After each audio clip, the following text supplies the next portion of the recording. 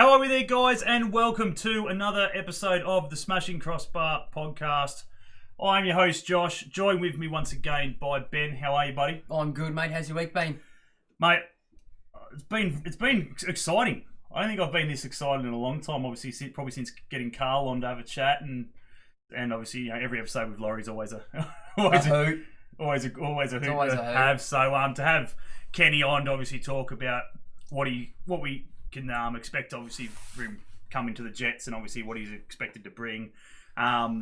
His career speaks for itself. 600 plus games, probably one of the only blokes to play for Rangers and Celtics and go back. There's not many. There ain't many. To score, obviously, in the derby for both, against both, is pretty impressive as well. Obviously, as well as his career, obviously, at Derby and Wolves and a few others as well. Oh, no, there we go. Oh, you're up. Well, yeah, it's sort of. Sort of? Yeah, that's something that I overlooked. Very good. How are you, Jeff? How are you, everybody? So, welcome to everyone in the chat, obviously on Facebook and obviously on the YouTube side. It is very appreciative that you guys are here to join us. Feel free to put any questions you guys have. We've got, obviously, a few here that people have obviously brought into us and everything else. Before we go any further, though, a big shout-out to our major sponsor, Gabriel Murrah Optometry. Be sure to go check those guys out at Jesmond. Lockie and his father do an absolute amazing job down there, and obviously for all your eye care needs, be sure to jump down there and see them. Mention obviously the podcast, and you'll get a pretty nice discount as well. So be sure to go see those guys. How are you, Dan? How are you all the way from sunny England, Derby? Obviously, you come in to reminisce of. Not the best of seasons of a derby, but he's here anyway. But we're going to get straight into it, guys. Obviously, again, if you guys have got any questions, feel free to post them away. But we do thank Kenny very much for his time. How are you, mate? I'm all good, pal. All good. Very good, mate. Very good. Be sure to let us know, obviously, in the chat as well, if obviously there's any dramas audio-wise and so forth. Muchly appreciated as well. But we may as well get underway. Obviously, you've finished up obviously your playing career. Well, you've announced your retirement. A lot of people still feel at 40 you can definitely strap the boots on and probably still go around. So yeah, no, that will happen next season, Josh. Yeah, that's exactly it. Crossbar Capers exclusive. Watch out for next season. There we go. Little. I think we're allowed the 10 game guest in at least. So get him in for at least the 10 games, if not the full season. Bang away a few goals. Get him in. Give me that. Absolutely. We're going to go through, obviously, a few questions. I just need the list, which would be fantastic. Thank you. There we go. Right, we're going to get underway. We've got a few questions here. This one's from Ben, obviously, next to me. In a couple of in a sentence or so, could you explain what the role of technical director means to you? Well, it just covers everything. You're working closely with the manager on on how he wants to play, who he wants to bring in, the recruitment side of it. Pretty much all things. Obviously, myself and Carol just came in for that 2 months here, so we're pretty much immersed in every single aspect of the football inside. So that ranged from the training that we were going to be doing, how we wanted to play, and then planning further forward about the recruitment to really make a real competitive chance for next season. Yeah, obviously, it's just for obviously the fans out there who may not have an exact idea of what the technical director is. Obviously, it is somewhat of an assistant coach, but at the same time, obviously, it is a little bit. And at different clubs, the role means different things. Absolutely. It does. Every club has their own, whether it be director of football, technical directors, head of recruitment. I think each specific club will have their duties for those roles. Obviously, our club. It's everybody kind of tries to muck in and help in every kind of aspect, to be honest with you. So, as you probably have got that for Laurie. Laurie does so much as the CEO as well. Everybody's just trying to help each other out. So pretty much you're just involved in anything that you can help with, to be honest with you. Yeah, absolutely. 100%. This one comes from Josh, the actual host, and that is what are some things that we can expect to see you bring to the club? Well, obviously, me personally, it's my job's there to try and make the manager's job as easy as possible. If you can if you can lighten the load with certain things. I mean, obviously managers of football clubs have to deal with a lot more things than just what actually goes on the field on a training day or at the weekend on a match day.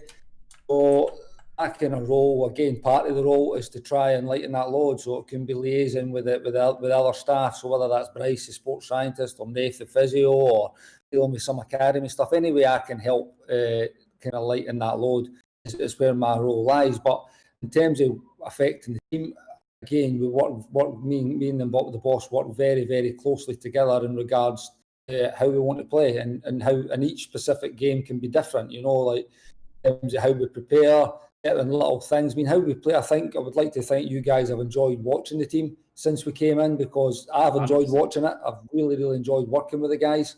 Yeah. But from week to week, there can be little changes to things that we really, really work hard on through the week. So again, I know the boss is the same as me. I want to win. I've always been that way. As a player, even before I was a footballer, I've always wanted to win.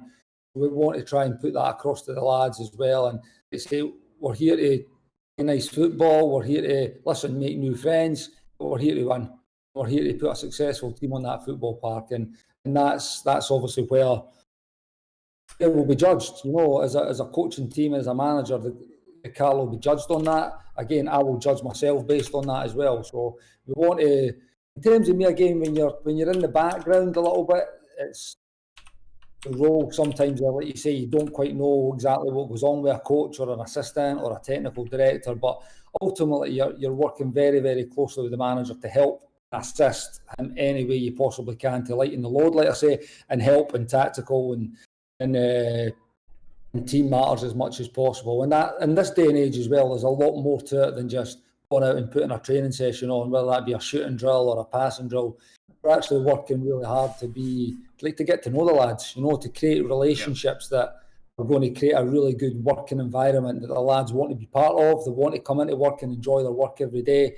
And again, so do we, you know, so we want to connect with the players, we want to connect with them individually, we want to know about what makes them tick. And ultimately, we feel, and I think there's a lot of evidence to that, if we can get that right, and by the way, we have got it, the group is absolutely excellent. We've seen that for the first minute we came in. There's a real spirit amongst the players and a real togetherness that just needed to be harnessed a little bit, and I think just given a wee boost of confidence just to take them to where we believe they can go. And that's to finish this season off as strongly as possible. Who knows? You never know. You can maybe nick the playoffs if you win out. Yep. But more importantly, it was always with one eye on next season to be Correct. really ready and competitive to really go and challenge next year. Yeah, absolutely. Obviously, just letting everyone know, these questions are not in obviously set order. Obviously, we just got them as they came in from you guys. The next one obviously is from Newcastle Jet supporters. Did you honestly think back when you started, you know, around your 17, you'd actually play for that many clubs / that many games, 640 plus, I believe it was around that figure. So, you know, did you think your career was going to go take off as much as it did? Well, listen, see, when you're starting out, when I left school at 16 and went in to start with Hibs, and you look at it and you think you've got a lot of steps, a lot of hurdles to jump over it. And by the way, it's actually more like 800 and odd games. But I think you've only got my league games. I've got internationals and cup games as well. So I'm almost at 900, to be honest with you. But anyway, we'll keep that on for another day. So they're trying to take 300 games off me there. Come on now. So, it's more we take the stuff on Wikipedia with a grain of salt. Yeah, we can't really trust Wikipedia, unfortunately, mate.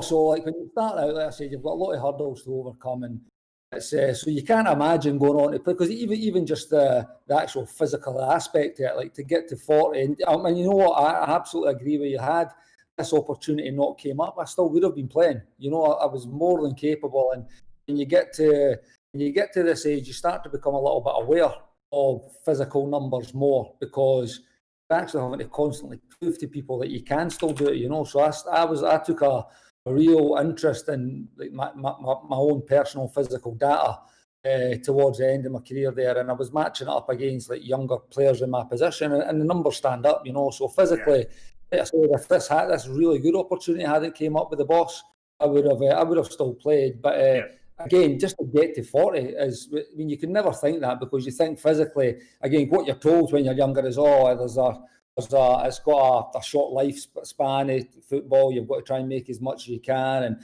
your legs will go, and your body. And you know what? Like, I just never believed it. I just never bought into that. I just wanted to play and keep playing, and I've always had an enthusiasm and a real drive and determination to keep going. So it was it stood me in good stead. But to answer the question, you can never imagine getting that far and playing as many games and still playing at the tender age of 40. But it's to be honest, I loved every minute. Even the tough times, you're always old character. You're always learning. If things go great, it's great, and you still learn. But you learn a lot more, I think, when things kind of go against you. And that's something in the last few years I've definitely learned a lot in that, in regards to how I would want to be as a coach and a manager, and how I would want to treat my players and my staff also. So always learning. Which again, I think now, I say, really enjoying the role. Like, I've been super happy with how the roles went since we came in, and I mean, that's credit to the manager, because he is very, very good. But even more importantly, it's credit to the players, because a manager or a coach is nothing without the backing and the buy-in of a player or of a group. So the lads have been brilliant. They really have. They've been fully committed to the manager's ways, to his demands, to the way he wants to train and play. So it's like I said, it's been so enjoyable that first 2 months. It was just a pity that it had to end the way it did there a few months back, because I feel we were really, really on an upward curve and gaining some real momentum. So I say that we've got 4 games to finish off the season now, and we want to just finish off with as many wins as we possibly can, and wherever that takes us, it takes us. It's been really, it's a good place to be at the moment. And all the years ago, if you had said I'd been coaching in Newcastle, Australia, New South Wales, when I was 40, and I might not have believed you in that either. Well, I'll give him his due. My legs gave up on me at 29. I retired from outdoor at 29. Listen, it's not uncommon. It's not uncommon. A lot of players. I mean, sometimes I've been touch wood. I've been pretty fortunate with injuries and things as well, with no serious injuries that have really ruled me out for long spells or had an effect on the way I want to play the game. So it's again pretty fortunate on that side. Yeah, obviously we've got one here from Lockie, who is part of obviously the major sponsor, Gabriel Ma. And the old stretcher bearer. And the old stretcher bearer, the Jets. Used to be one of the stretcher bearers there at the Jets. Obviously talking about 40th birthday, and obviously you're playing and so forth. Pretty much states, but again, I mean, pretty much a yes or no answer out of this one, mate, if you like. If Carl offered you a chance to strap the boots on for a guest. You didn't even have to finish the question. Done. We love the enthusiasm. For a guest stint or season long journey, would you consider it in a heartbeat? And there you go. You've got your answer. There you go. Look, straightforward. I think it's one of those things, isn't it? You never lose that passion. No, that's it. You know what I mean? I said I'm 31 and still playing like fifth tier football in New South Wales. In Australia, but. It's still. I mean, if my legs gave way, I'd be in so much hurt, not wanting to. I was about to say you witnessed mine give way. Yeah, I know. I witnessed yours. I mean, I felt it for you. So at 40, and as I said, what about nearly 900 professional games and so forth? Man, I couldn't imagine giving it away. Like, you'd have to carry me off. And that's why I wanted to. I mean, I said I know physically that I'm still able, and in terms of game intelligence and understanding of the game, like that only gets better with age. I speak to that firsthand. As long as you need to, like in this day and age, I mean, physicality and able to run about at high speeds and for long spells of games is really important. And I say that I genuinely, I can say this, that some of my numbers towards the end in my last few games were actually probably better than what they may have been when I was a little bit younger as well. So I know that's why it was. I mean, when the opportunity arose, I never really thought too much about it because I wanted to do it. It's with a manager and a man that I know really, really well, and I know is very good at what he does. Lots are quite aligned in where we see the game as well, listen, we've got different strengths and weaknesses to our characters. I think we match up pretty well. So was a no-brainer for me. But having to give up the actual, like they say, lacing the boots up every day and, and getting on that training field was the hard part. But it's the next best thing is coaching and management. Every player says that you're still in amongst the players, and in the role that I've got, I can still get in amongst the boys and try and get involved and keep them upbeat. So you're let's say you are the next best thing. But who knows? Maybe there might be some cameos to be made next year, depending on how things go. Well, who knows, mate? You could maybe take props for that one, considering Carl's going to give you the job of his scout. Yeah. I have to speak to Carl. Yeah, that's it. I'm just trying to trying to get the best for the team. It's that simple, Just want quality, and as I said, at 40 years of age, still got it. Still got it. We watched it with Wes, nearly 38 at the time. Obviously, he's a gun. He's still got it, and his fitness and everything else is still there. So Joe's the same as well. Yeah, absolutely. There's so many of them these days, and it's obviously fortunate with all the obviously the training you guys get, and obviously dietitians and eating right, and obviously everything else, and what you guys do obviously in the off season is very important as well. So considering we're generally not going to have one this season, then that's exactly it. With everything we've got this year, it makes in this day and age, it makes a lot easier for players to play well and truly close to their 40s, if not past that. On the field, obviously not so much the keeper. You've got one there from Locke anyway, Ben. What's the next one? Okay, so who was the best player or players you came up against in your career? It's a hard question. Exactly, I've got to go through thousands and thousands of players. But for me, I never ever got the chance to play against Messi, but played against Ronaldo, played against Neymar. When I was playing, when I'm asked this question, I kind of tend to answer it by the guys that I come directly up against. So obviously, me being a striker, I'm always coming up against centre defenders, and I've probably played against some of the best of this generation, if not the best. And in the recent future of the game, it's like when I've come up against Puyol and Piqué when I was playing against Spain. And I come the Nesta and Cannavaro when I came up against Italy. I played Italy numerous times with Scotland. Came up against Nesta and Maldini when we played against AC Milan. And then you've got guys in the Premier League, your John Terrys, your Sol Campbells, your Rio Ferdinands, your Vidic.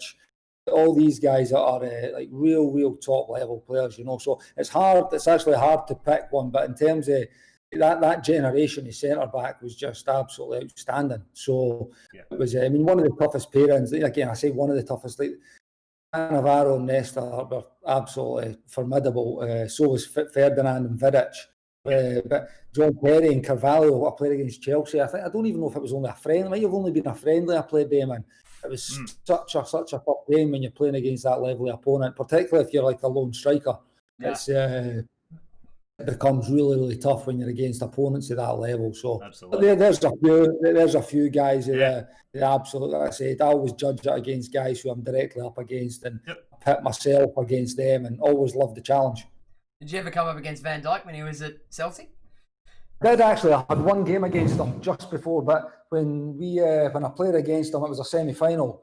So we were actually just in it's when I went back to Rangers, and we were in the Championship. So we were on the journey on coming back to the top flight, and we played them in a semi-final.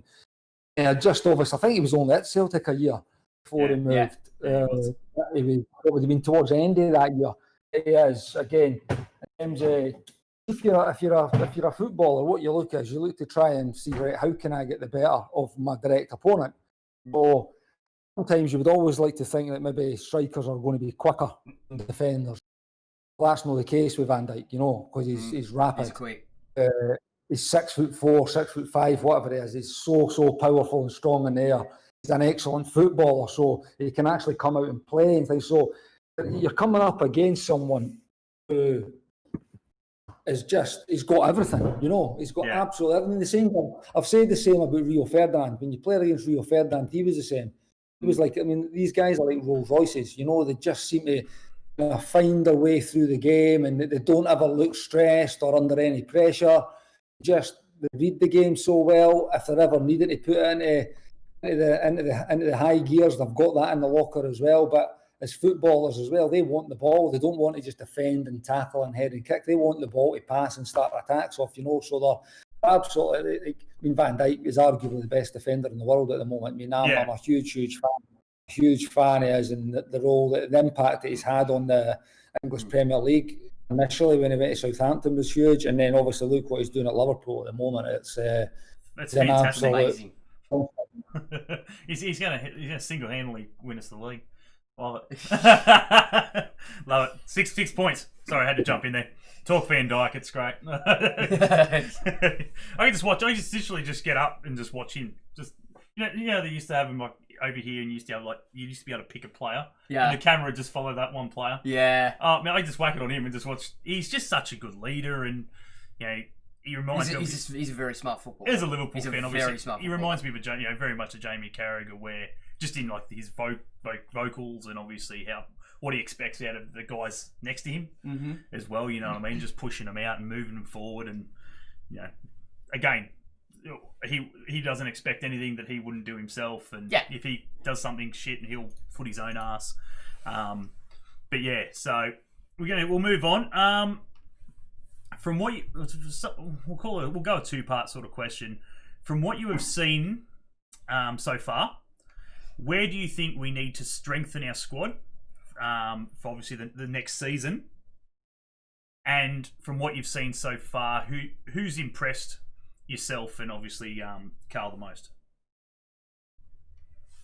Well, in terms of, I'll start with the first part because we'll talk about who we've got and how we've done. So, in terms of who's impressed, honestly, we've got some outstanding footballers. There's no doubt about that. But any individual can't perform without backing his teammates. So there's always again, this is something that we are huge on. Is it's about the group. It's not about any individuals, but within that group and within every group, there's always very, very strong, good players.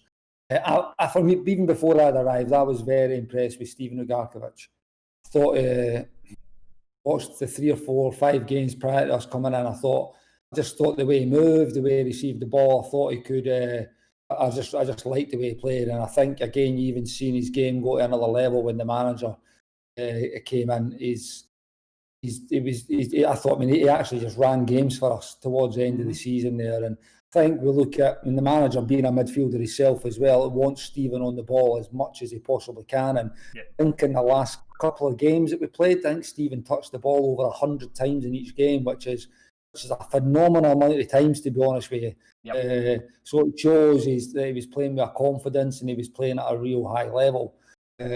So again, he was integral in what we were trying to do. But that's what I'm saying. It's hard. It's hard to nail anybody because I genuinely thought everybody had a huge part to play. Steven can't do his job without the backlook giving him the ball. So whether that's Bog splitting a line with a pass and finding Stevie or Topper or Johnny, or working with the wing backs, which was Matty and Bobby for the majority of the time. And then when Steven gets the ball, another one of our big players is Dimmy.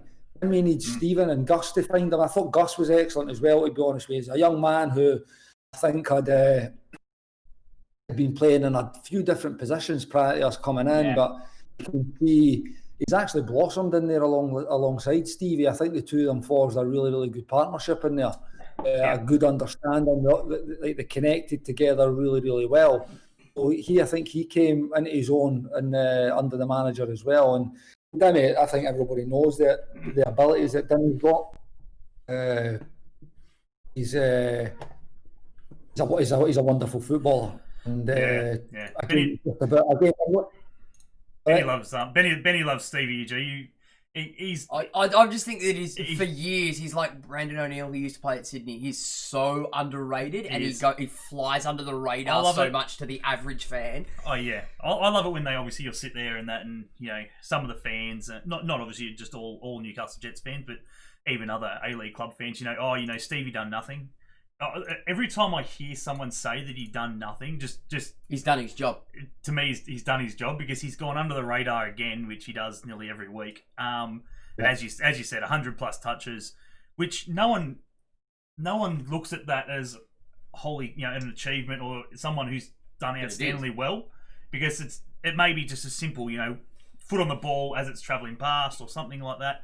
but every ball that he receives, obviously he's changing the mentality, the momentum, direction, all these sort of things. Which and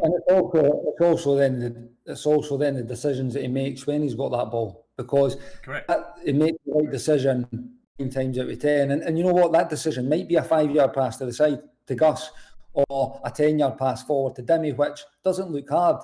There's not a lot of players. Honestly, there's not a lot of players. It's only the top level players that make the right decision more often than not. That's what separates the good players for the not so good, and the good players for the great players, and the great players for the world class players. You know, it's the decision making, the timings that they make it, and you know. So Stevie was great. It was really good. A couple of other guys I thought were outstanding. I thought Johnny Katrumbas was absolutely phenomenal for us when we came in. Yep. He played in that right centre back role, which I think wasn't his specialised position initially, but his recovery pace, how he listens and how he adapts and how he wants to learn, was only getting stronger every game. And that the same goes for Matty Miller. Matty Miller is an absolute physical specimen who runs that right flank all by his own, all on his own, and he's a machine, and he never stops. And in training, he's the same. You have to kick him off the training field. You know, he's out there working on his crossing, and again, that's something that says to him, we need to that end product needs to improve. But to be honest, he goes out there, and when training's finished, he gets his bag of balls, he goes out on that right flank, he gets the ball shifted, he crosses, and he works on all the different types of crosses that we'd asked him to do, whether that be where he's at the byline and he's cutting back, or standing a ball up to the back post, or if it's that little one further out where he's maybe 20 yards out and he's flashing that one across the goal for strikers to attack, a ball that defenders absolutely hate.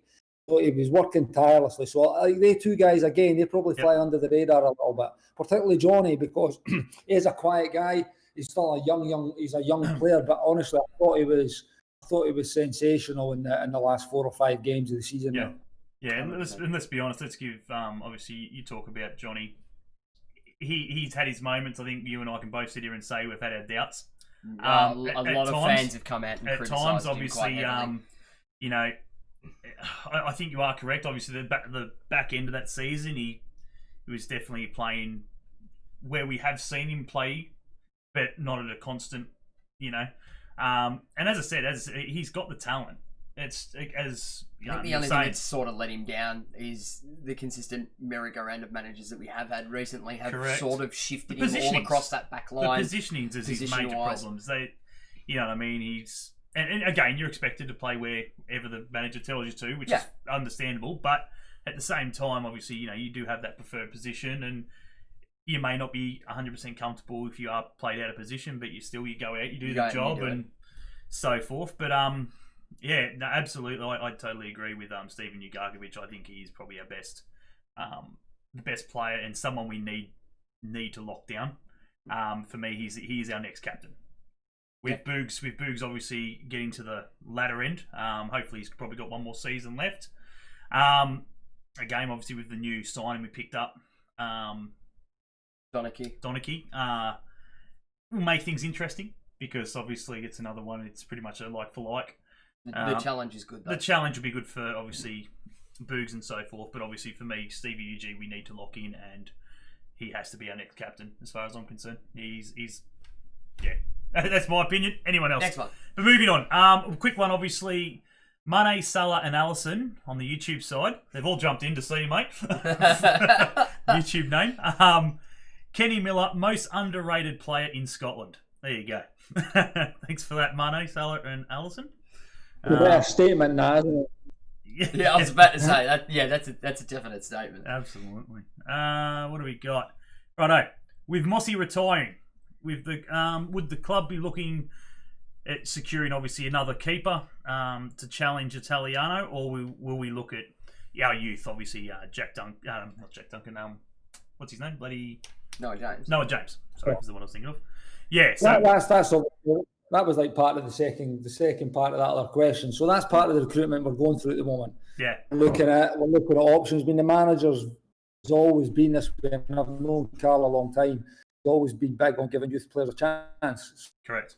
If there is And I think that's crucial for all clubs, to be honest with you. And even in this current climate and everything going on at the moment, it might become even more relevant about giving younger players a chance. And we've got a few on the fringes that I think won't be too far away and might see a little bit more of them next season, maybe even in these last few games.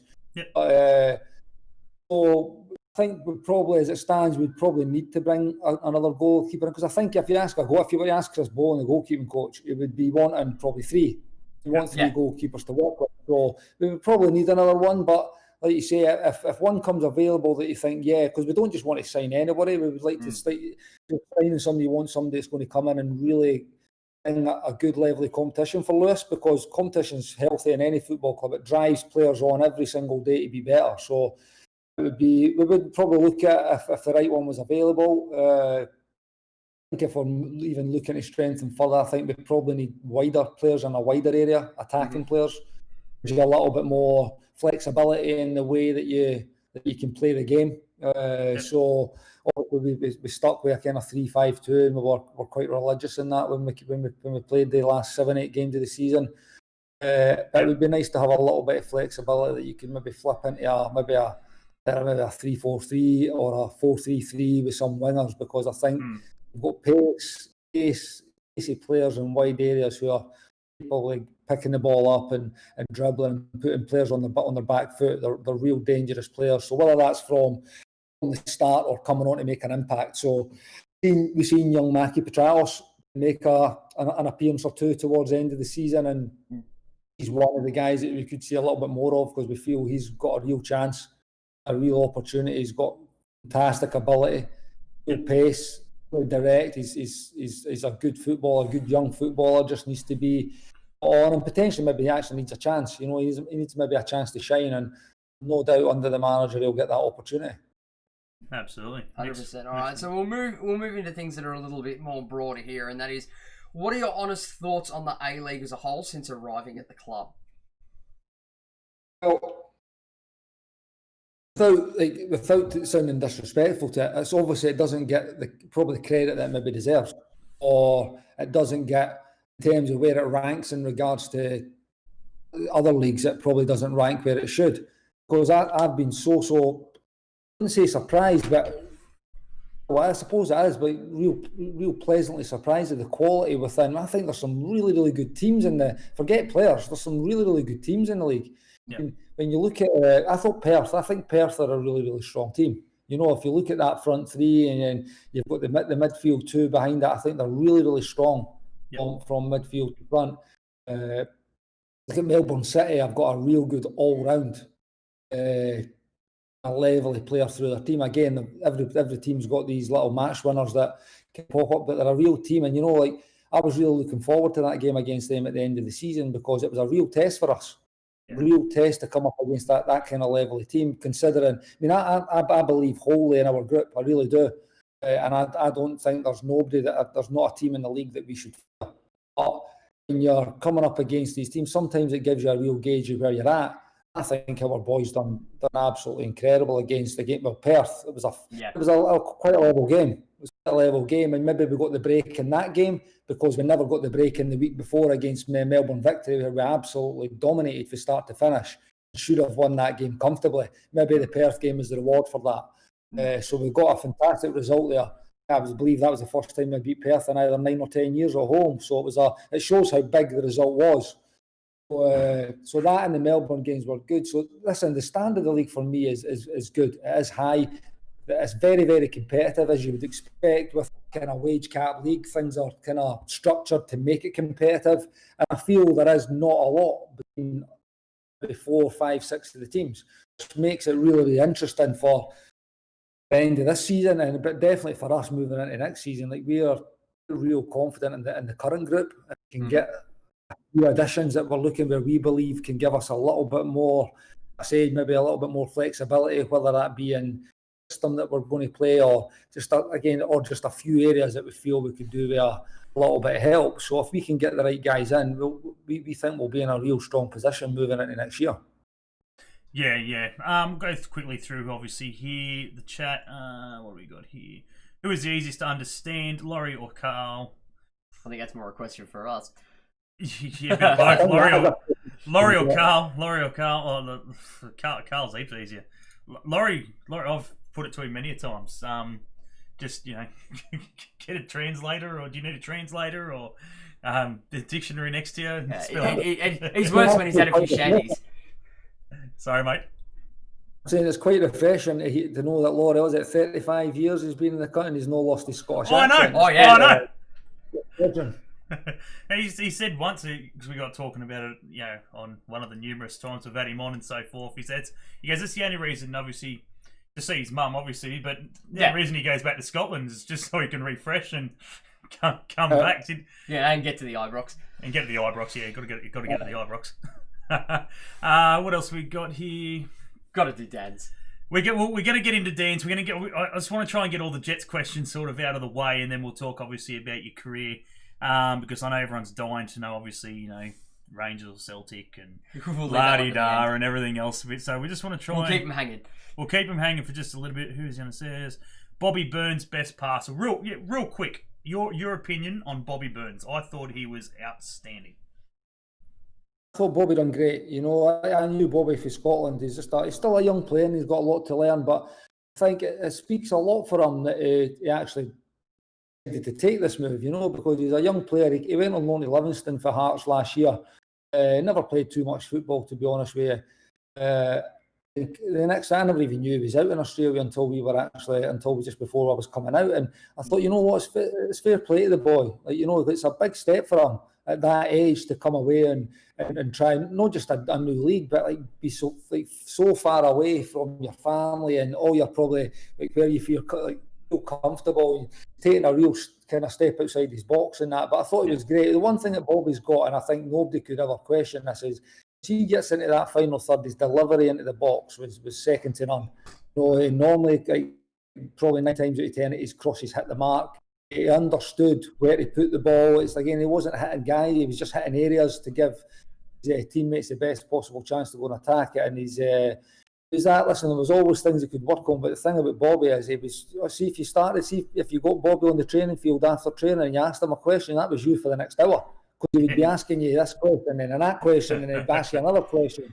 And it would just lead, and you'd be like, Bobby, it's 3 o'clock, pal. Come on, I've got work to do. So eager to learn and become better, and just again, he's a good boy. But as a footballer, I thought he'd done great for us. He'd done great. It's probably good for him at this time in his career to come and actually get regular football as well. So I'll probably stand him in good stead to go back to Scotland and see where his career can go for there. Yeah, obviously we wish him the best of luck. Obviously, he's probably going back at the right time. Obviously, Hearts have gone down, which obviously now gives him a really good chance to cement a spot in that first 11 and hopefully get him back up. Obviously, which obviously skyrocket his career. You'd imagine if he does that. What else have we got here? Newcastle Jets news page. What will be the plan to get Kenny back to Australia? We spoke about that off air.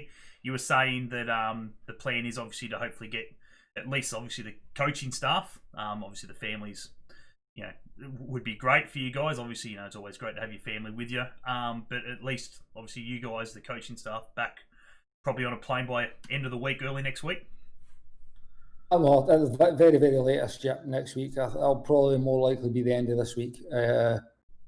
That's Tuesday night your time. So I would expect kind of Friday we should be on the way. But like you say, absolutely latest would be the start of next week, because it's important we get back.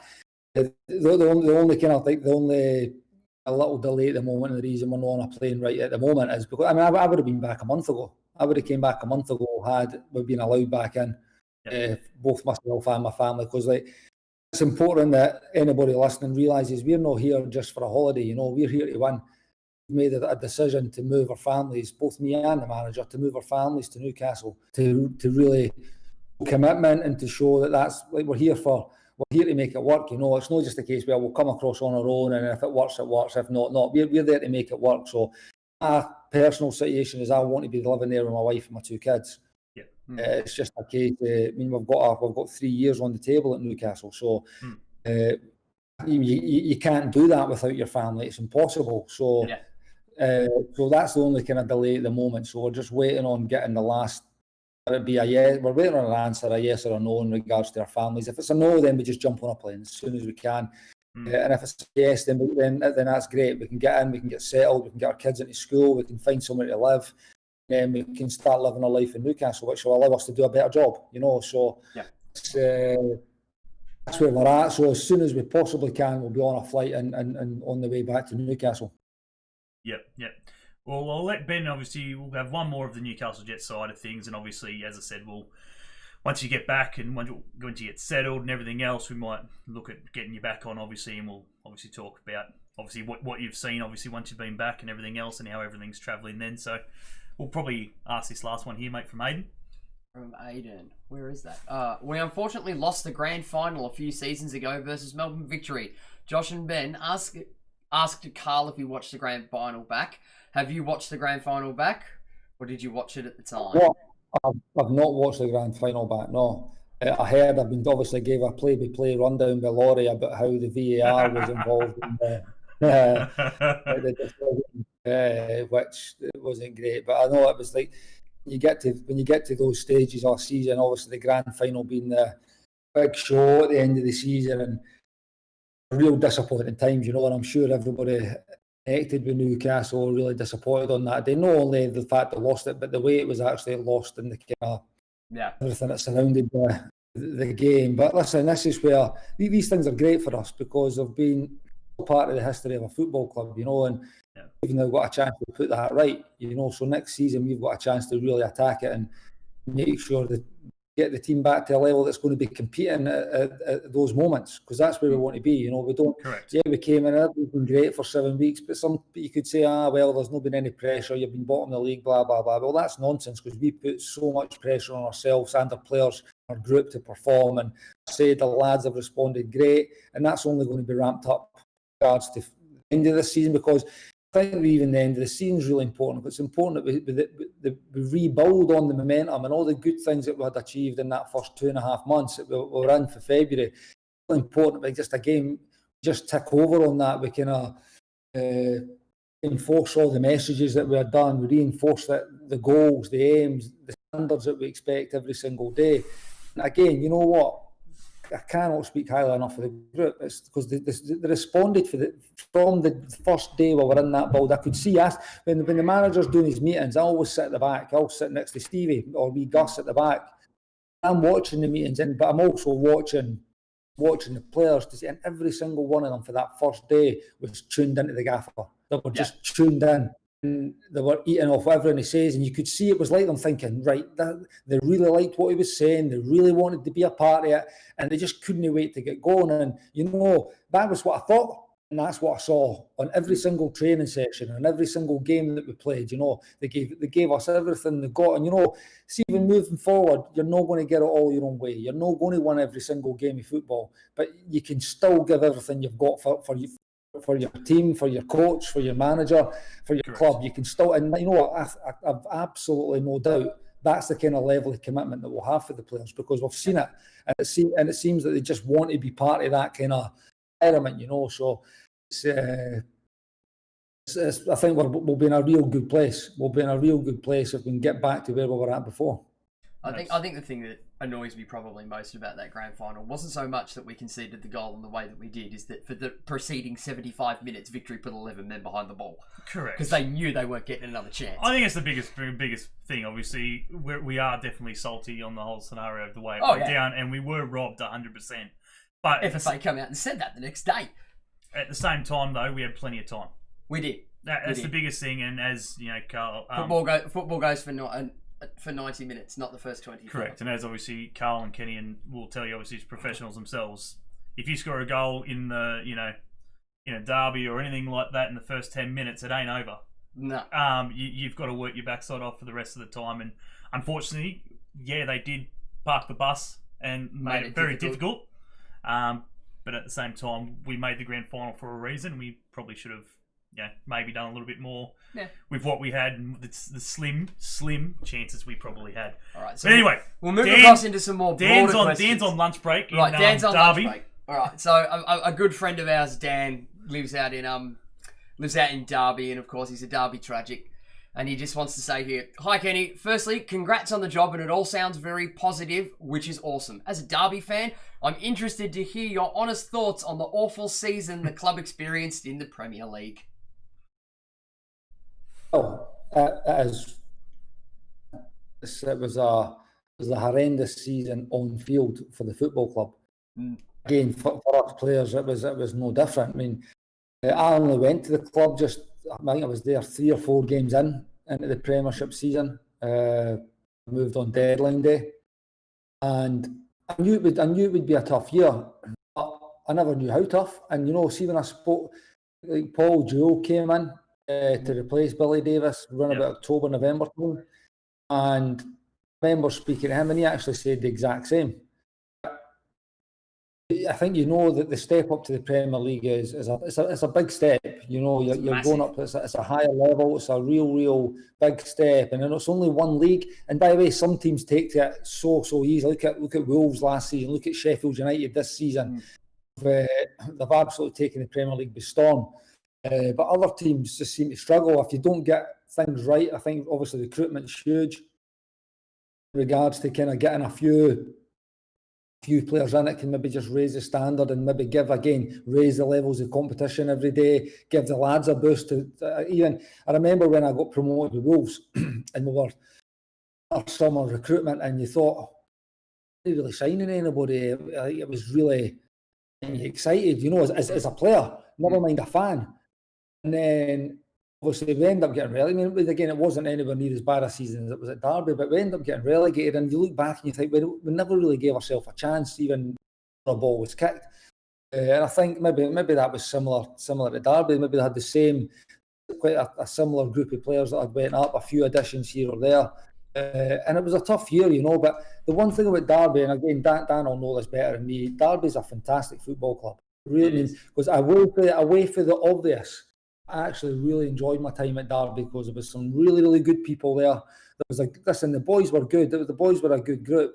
They were giving everything they got every single day to try and turn it around, and it was. And I can speak to that firsthand. But ultimately, we just weren't good enough. We weren't good enough. But club, the fans, the people about the place there's some really good people there, and I really enjoyed my time there. That says the fans, but we're down at the end of the season, and you kind of knew you were going to be down away in.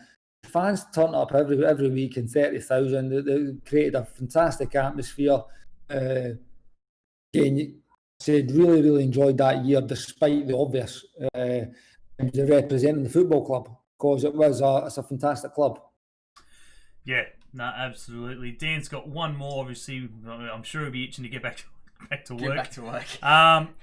What's your 2 top footballing moments? One that's personal, and one as a fan of the beautiful game. Oh, interesting. Fan, it'd be a hard one. A player, again, it's so hard. If you had just to name one just right off the top of my head, I would have to say final winning goal for Rangers against St Mirren when we were down to 9 men and managed to score the winner with 5 minutes to go. We won 1-0 and we were down to 9 men. That itself, being down to 9 men and being right up against it in a cup final, it was quite a special day. Yep. As a fan, really, again, just off the top of my head, absolutely sensational nature of Barcelona's comeback against PSG. That was something absolutely. You know what? I was watching that game. What was the score? Was it 3-1 or something at the time? And I thought, you know what? It was like 3 minutes to go. I went, right, I'm away to my bed. I had a train the next morning. I'm away to my bed. The next morning, I went to my bed, and within 5 minutes, the group chat had exploded. I thought, what the hell's going on here? I've looked at my phone and I thought, Barcelona are back in this. So I've actually went back downstairs, and the channel was still on the channel. So it's on Sky Go. So I've rewound it and watched actually what happened next. It was just absolutely 2 of the best teams in Europe, and one of them absolutely capitulating. It was an incredible, absolutely incredible football. And by the way, we've actually seen a few of them last year. Liverpool's comeback against Barcelona. Yeah. I was going to say, you're talking about that one. What about the Liverpool one? Oh, just because you're a Liverpool fan, come on now. That's just came to me again when I'm talking about that. We don't have any of those moments. You get these games and these moments that happen. Was it Roma? Like Roma had one as well, somebody. It was, I think maybe against Barcelona again, but it was some of these games. But at that level, you just never ever think that's going to happen. When you saw that night, I can't even remember how it finished. Was it 6-5 or something? The Barcelona game. It was absolutely, again, the Liverpool one. What was it? Was it Liverpool were 3-0 down or 3-0 down or 3-0 down? When I remember sitting watching the game, it's like you know what? I think you always thought that there's a wee chance that Liverpool could, if they get the goals at the right time. And that's the thing. You guys are talking about like the grand final when you lost the goal and the way Melbourne reacted. You know, goals change games. They can change games for a number of reasons, and they can change the momentum of a game. They can change the whole dynamic. And that first goal that night against Liverpool-Barca, Liverpool just got a belief, and I'm sure Barca and the whole Anfield starts to rock. Barca will think, all right, and you can start to be a little bit defensive. They can think, you know what, as long as we don't concede again, I've just conceded again. Next minute you're thinking, your 3-goal lead's gone. All of a sudden it's a 1-goal lead, and the whole place is rocking. And by the way, you're also playing against a world-class football team. Exactly. It could probably do that to anybody the way they play the game. So it was an amazing night. Amazing again. Even as a fan watching football, these nights are amazing. Kenny's got plenty. Obviously, I've got plenty as a Liverpool fan. Obviously, I've got one. 2005, obviously Champions League. Obviously, the Barcelona one. There's plenty. As a Birmingham fan, Ben, how many highlights have you got? One. Over Femi Martin's goal against Szczesny and Arsenal when we won the Carabao Cup. Won the cup. Yeah. That's the only one I've got. Poor old. Old manager Alex McLeish won that for you guys. Yeah, McLeish. Yeah. That was and then he was the only manager. We won that cup, and then we got relegated to the Championship, and we were playing Europa League in the Championship. That's an achievement. How many clubs have done that? And then he lasted a whole. I think McLeish lasted a whole 3 months after that. Oh, fuck. And then he got the boot. Class manager though. Class manager. Good manager. What do we got? Mane again. That's an interesting one. I've been intrigued to ask it. Yeah. How did the move to Turkey come about? Oh, I was just at that time. I was out of contract in the summer. I'd got off to a flyer with Rangers at the start of that season. I had 22 goals before Christmas, 21 in the league. I've got 1 in the Champions League, and it was actually against Bursaspor. My Champions League goal was against Bursaspor. So there was quite a bit of interest from teams all over. Alex McLeish actually wanted to sign me to go down to Birmingham. It just never happened. There was a couple of other opportunities, and I've actually decided I was going to do something else. It fell through at the last minute. So it was a case of would I stay and Rangers and finish the season off. But I'd made quite clear to me that I wasn't going to have a contract the following season. As you know, what happened the next season's history with Rangers, obviously liquidation, liquidation, and then demotion. So that was the next season. So I don't know if the reason maybe the contracts weren't going to be quite where they should have been was maybe there was maybe a wee inside that was maybe coming. I don't know. But there wasn't going to be a contract there for the following season. So I had a decision whether to stay and move at the end of the season or look at one of the options that was on the table. And like I said, I decided I was going to be going to Italy to play. I had a 2-year contract in Italy, or an 18-month contract, in Italy. And I was going to go and try that, and then that fell through last minute. The Turkey thing was interesting. It was something different. Again, never really knew too much. Obviously, you know there's some massive football clubs in Turkey, and you know the league and the teams are renowned for their passionate fans. And you know, it was an option. I thought, you know what, I'll go try that. I'll go try that than doing something else that I've already done, to be honest with you. So, you know what, I absolutely loved it as well. It was a real experience. The only reason that I came back was again a family reason. You know, my wife and my daughter at that time was only 18 months. We only had my little girl. She was 18 months, just under 18 months, and they were just literally in an apartment on their own every day, and there wasn't many people be honest. We had a lady and a family that were kind of helping us out, and they were great, absolutely great for us, and they done everything we could. And the club, even the club they done everything that they could for you. But ultimately, day to day, I was in training long hours. Sometimes the way things worked within our training day was we would be in normal times in the morning, and if it were doing a double session, sometimes you took your rest at the training ground. So within the training ground, there's rooms. So you would maybe train, I don't know, say you train between 10 and 11:30, and then you would have your lunch. Maybe then go up to your room for kind of a couple of hours and rest. Come back down, maybe get a little snack bite to eat, and then you would go back out and train maybe at 4 or 5. So you were in long hours. So that's left my little girl and my wife just in that apartment all day, pretty much all day on their own.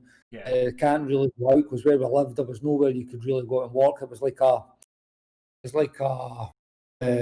holiday kind of compound. I mean, I had a little swimming pool and things of it. Very, like you wouldn't believe, but at that time the weather was horrendous. It was actually snow and it was cold and it was also. It was purely a family reason. It was just tough for my wife and my little girl, and to be honest, it wasn't fair. It wasn't fair to ask them to do that, So tried to find a solution with the club, and again that led obviously come back to Cardiff. Yeah, how do you feel, Ben? That was almost a possibility. I would have loved to have seen him line up next to Obafemi Martins. We were just sitting there just going, what could have been? What could have been? Yeah, and that's a story I'm going to tell the old man too. I'll tell the old man that one. What could have been? What do we got here? Go to Graham's. Graham's just come. Crackers. I think he's just come into the chat. He's been training away. Graham Law sent me a message today. Obviously, massive influence in since his time obviously being out here from Scotland himself. Currently managing Charlestown Azuri in the northern Currently New South managing Wales Charlestown Azuri. So I'm going to start with that bit first. So he sent me a message saying I'm going to be late, obviously because I've got training. But tell him Charlestown Azuri's contract as my number 9 is ready. Just need his signature. What else have we got? As much Iron Brew and Tunnock's tea cakes as he can eat. As much Iron Brew as Tunnock's tea cakes as he can eat. But on a serious note, enjoy Newcastle as the best city in the world behind Edinburgh. So there's a contract there. There's a second part to it, but yeah, there's a contract there for you, mate. Charlestown Azuri. So when you get back, or when you, I kind of knew that Ferreira was going with that. He knew. I was going to say, and if I'm going to be his number 9, he's not going to want me drinking Iron Brew and eating Tunnock's tea cakes. So that kind of rules out. Because he said to me, he goes, Kenny Miller is a legend.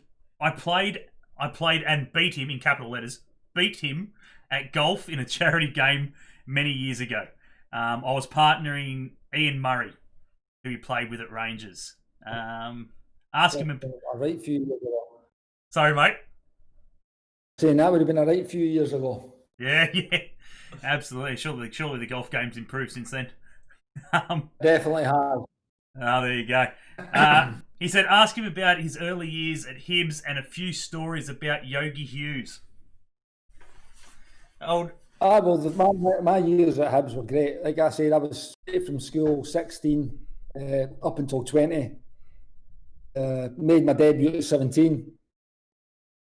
And I actually cleaned Big Yogi Hughes' boots. I was his boot boy.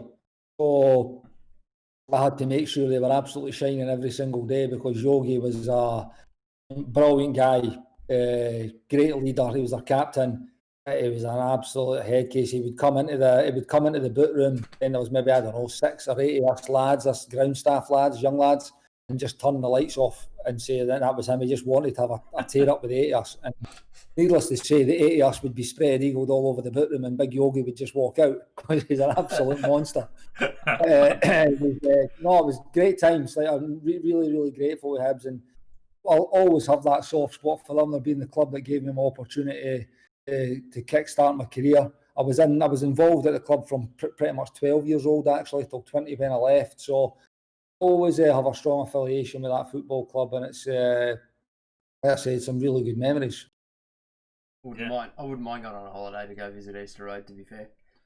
Easter Road, and he's right about that as well. Edinburgh's an amazing city. Yeah, well, I wouldn't mind going to Scotland, to be fair. I'll do the lot. What have we got? Aidan McCann has stuck in a cheeky one. We haven't got the exact answer yet of who, but he's stuck in a cheeky one. Ask him how he plans to celebrate when Celtic win 10 in a row. I could tell that was going to be one of the questions, but the nature of the name as well, to be honest with you. Well, let's hope that doesn't come, Aidan. All right.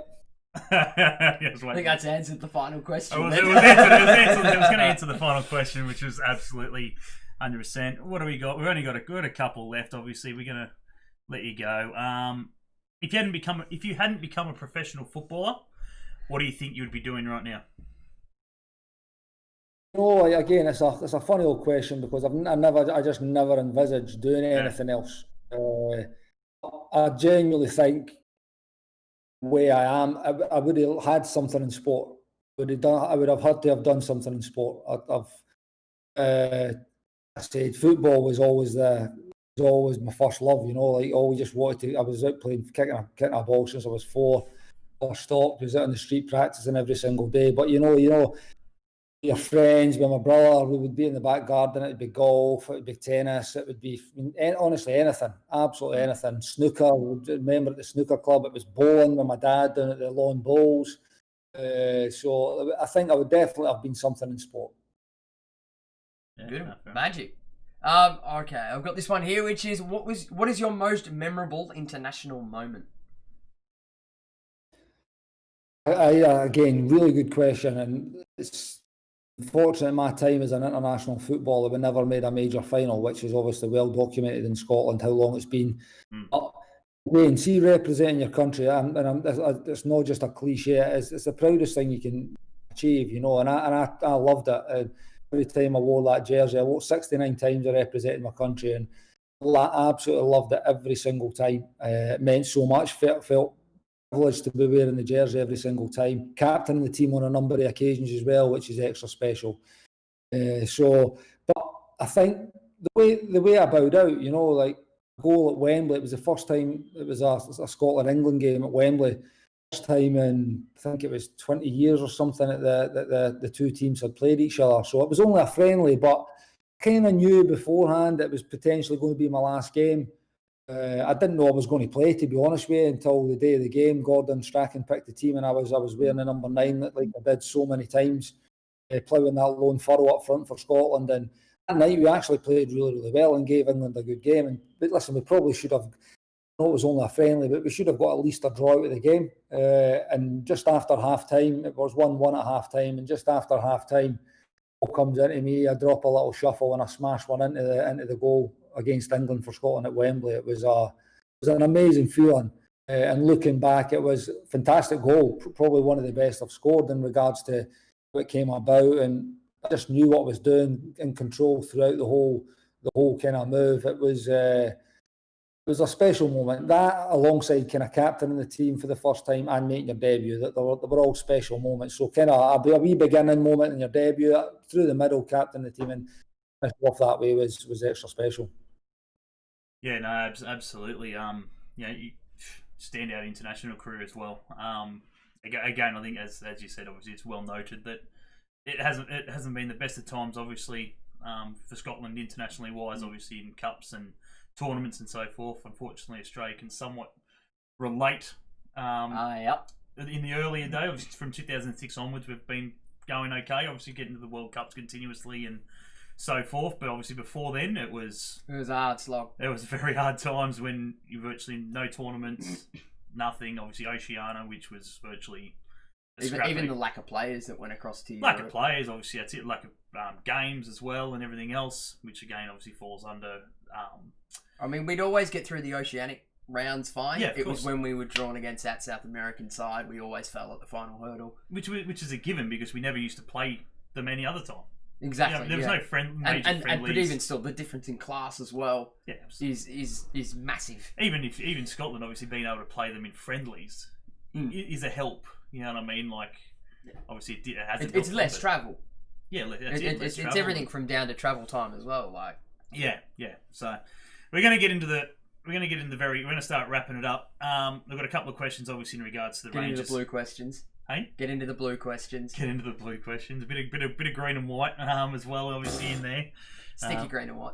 Mate, you've got to put it. You've got to ask it. I know. Obviously, he's a Rangers fan. Well, put it this: when I was in like Google Images looking for images to make the thumbnail and stuff, yeah, you know how difficult it is to find a photo of him in a Celtic shirt.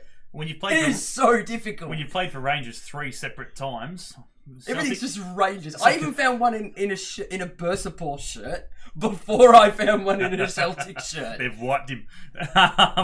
So Aiden said you played for Rangers, who I support, on 3 separate occasions. Was there any reason why you went back the second and third time? And did they let you go? Obviously in those times, or did you choose to leave on your own accord? Well, the first time I was only young when I went to Rangers first, and I played a season, and I made quite a lot of appearances over the course of the season, maybe more than I would have thought. But second season never started off too great in regard. In fact, I tell a lie. The first game of the season, it did start off. I came on and we were playing Aberdeen at Pittodrie, which is away, and I came on at 0-0, made a real impact. Pretty much had a hand in all 3 goals, and we won 3-0. And then the next week I wasn't involved, which I thought was particularly disappointing. So there was a couple of games I maybe wasn't involved at all, and at that moment, I never at that moment wasn't knocking any doors asking to leave or whatever, but the opportunity to go to Wolves on loan came up. Yep. So I thought, right, fair enough. Like, if it's not going to happen here, I'll speak to the manager, I'll see what he says. If it's not going to happen, then we'll do it.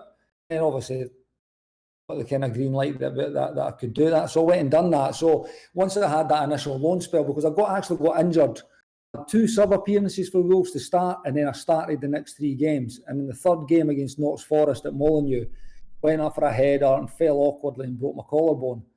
And Wolves, I went back up, had an operation up in Glasgow, started my rehab back, and Wolves, even though I only played like kind of 5 appearances from it, they agreed a $3 million price tag for me to take me down to Wolves and sign me permanently.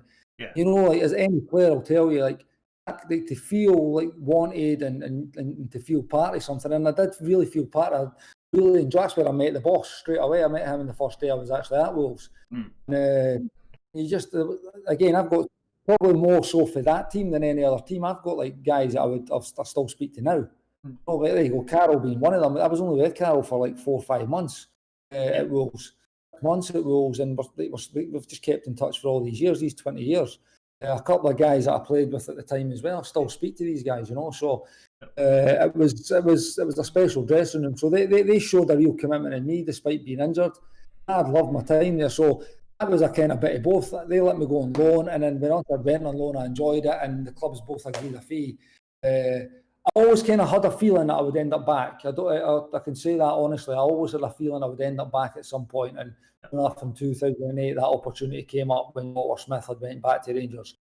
Signed me back. And then again, very similar. I think we touched on that earlier, that City at the club were finding themselves in terms of a new contract for me. It was going to be a really vastly reduced level for what I was getting at that moment in time, and for the position and where I was at in my career. It just wasn't right. It wouldn't be right for me to have stayed at that moment. So again, I never wanted to leave.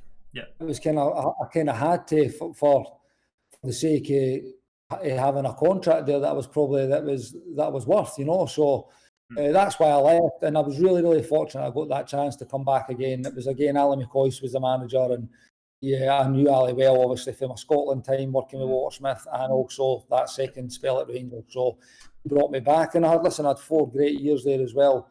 Did my part in getting the team back to the top flight. The only regret I've got is I really wanted to win the league back. So would have been a nice way to finish off. Would have been winning that league back, but wasn't able to achieve it as a player.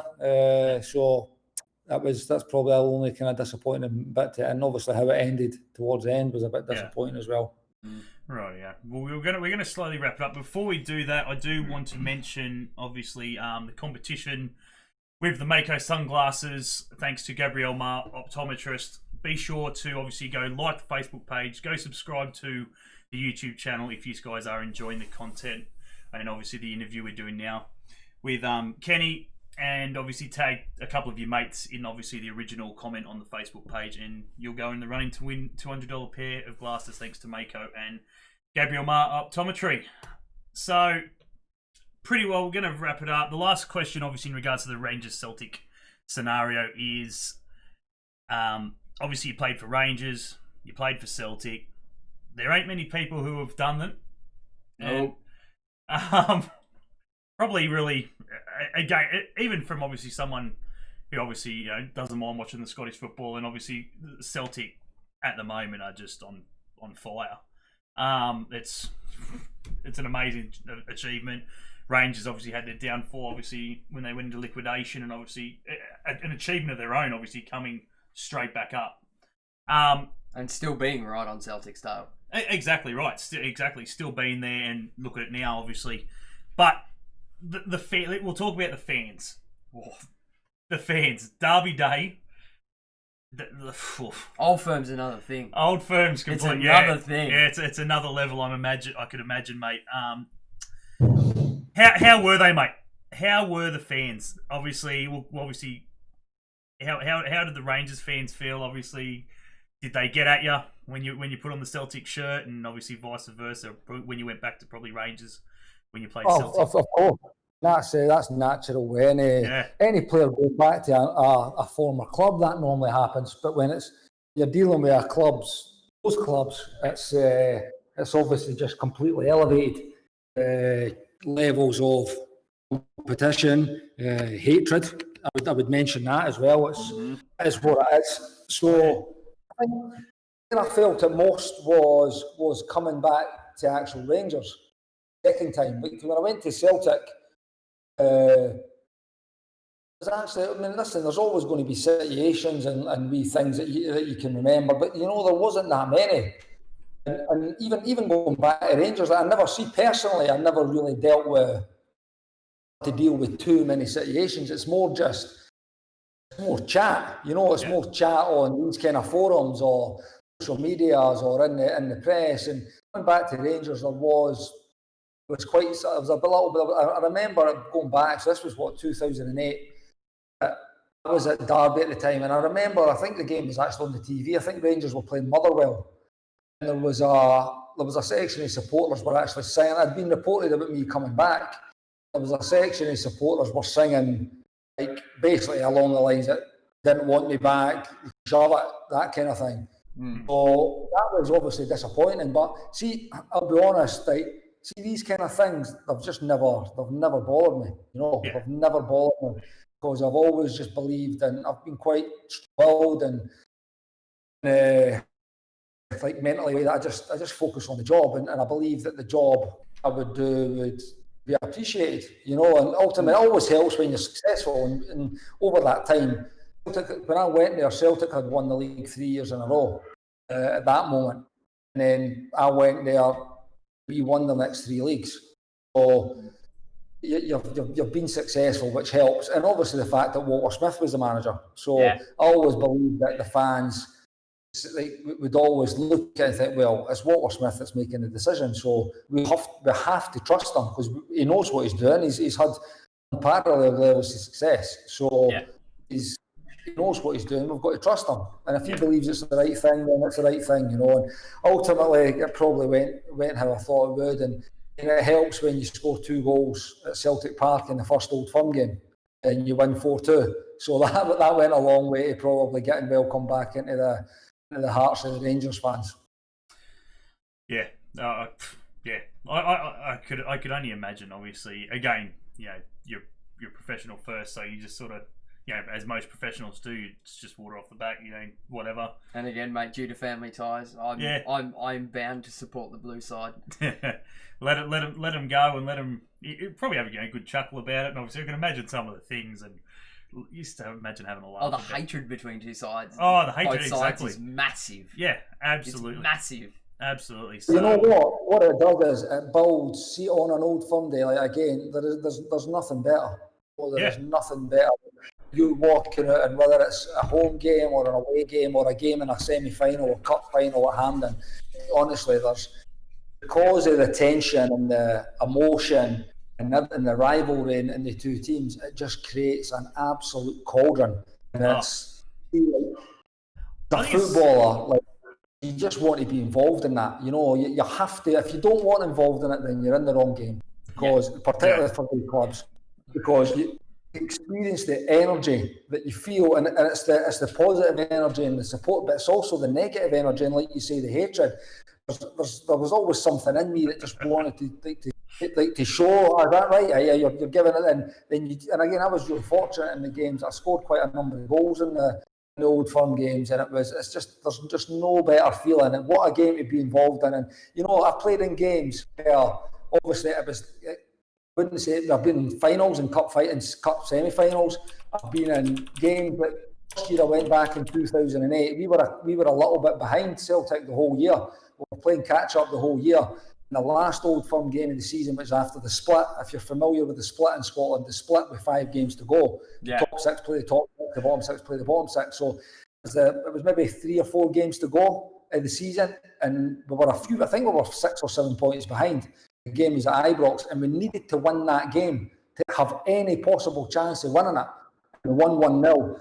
And then I've also played in games where we've played after the split, where we'd already won the league.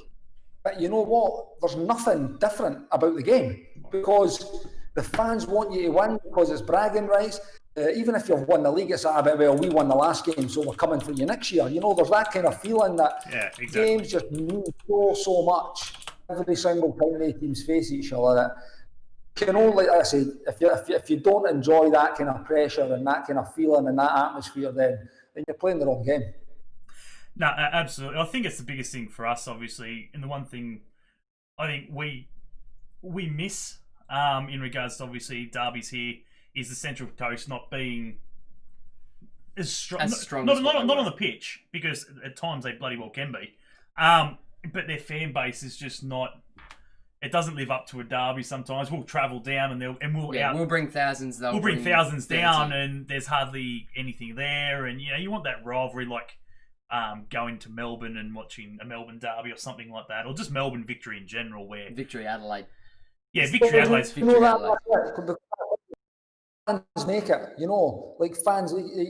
You'll see, and like moving forward in the UK, particularly, there's going to be a lot of games behind closed doors.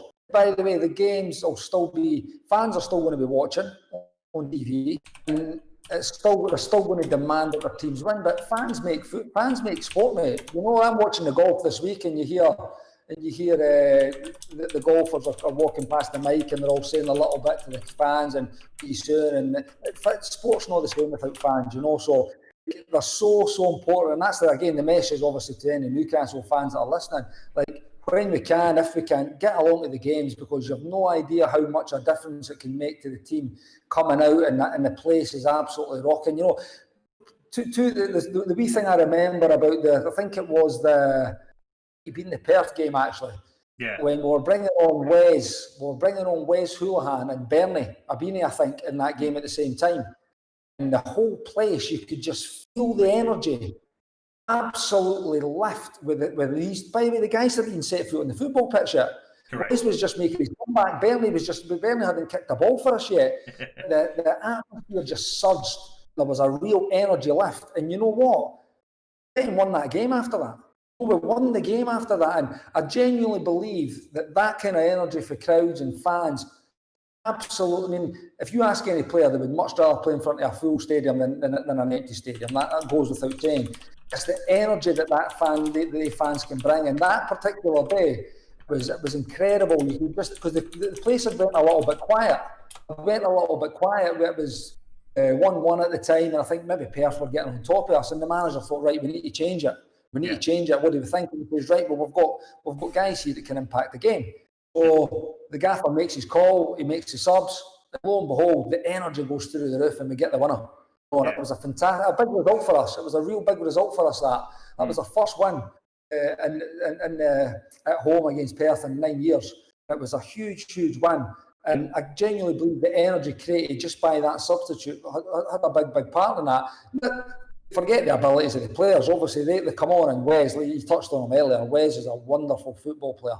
It would be nice to see him back in a Newcastle jersey next year as well. So, again, fans are huge. Fans make games, they make sport, and particularly in derbies, you need two sets of fans that are really going to that care and are passionate for their respective clubs and understand what the game means. Yeah, just imagine that, Ben. Arroyo, Kenny, and then obviously, and then you got Roy. Any of them. Roy, Dimmy, beaten or Beanie. Beanie's proven in the A League. Sounds dangerous to me. Hey? Sounds dangerous to me. Yeah. Oh. Absolutely. Talking about dangerous, as I said, we've got one last question, but the CEO's just piped in. One of the biggest one-sided... He's come to check in on you. One of the biggest one-sided Rangers fans you've ever seen. And he goes, Sorry I've missed the episode tonight, guys. Been on the bloody phone all night. Can't get off the thing. Yeah, well, the resumption of the league, that news dropped today. Absolutely. Going to have a shower and then off to bed. I just want to ask him one quick question of how did he feel signing the contract for Celtic? While always being a Rangers fan. And that's for Laurie, is it? Yep. Yeah. Strange one for Laurie. Well, you know, at the time, and I've talked about this many a time, particularly of late, now that I've retired and you start doing kind of more of these things and podcasts and what have you. At the time, opportunity arose. And when I was first at Rangers in 2000, I had one game in the Champions League. I was on the bench for a couple of European nights. I had one game in the Champions League and we played Monaco at Ibrox. Drew 2-2 and I scored after about 2 or 3 minutes there. And it was my only taste of Champions League. And then fast forward like 6 years, the opportunity to go to Celtic came up, and Celtic were champions at the time. They had been in the Champions League, and I think they were on course to win the league that season as well, if they hadn't already won it. So it gave me and up until that moment as well, I hadn't won anything as a player, and I've explained to you, and I hope that you see how passionate and how committed I am to actually winning as well. I wanted to be part of a successful team. I had won the playoffs with Wolves. I went up through the playoffs with Wolves, but I hadn't really won anything else. And I missed that out that first time at Rangers with a wonderful body, world-class footballers, but we never won anything that year. So I wanted to play my part in a successful team that wins things. And that was an opportunity to do that and get another crack at the Champions League the following year. And again, it duly went the way that it went. We won a league that year, Scottish Cup, and I had a last 16 appearance in the Champions League. That game I was mentioning with Maldini, we played AC Milan in the last 16 in the Champions League. We got knocked out in extra time by a Kaka wonder goal, and AC Milan went on to win it that year. So had some good experience, a good season, and that was the opportunity that was there.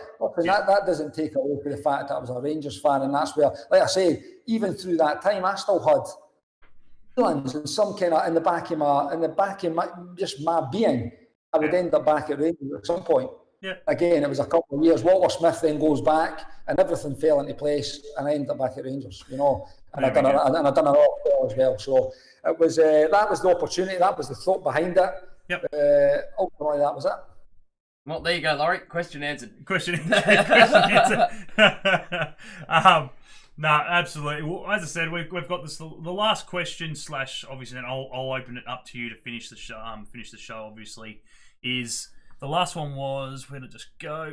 And this is obviously a good one for the Jets fans, obviously, to maybe get an understanding of what we can expect from Carl.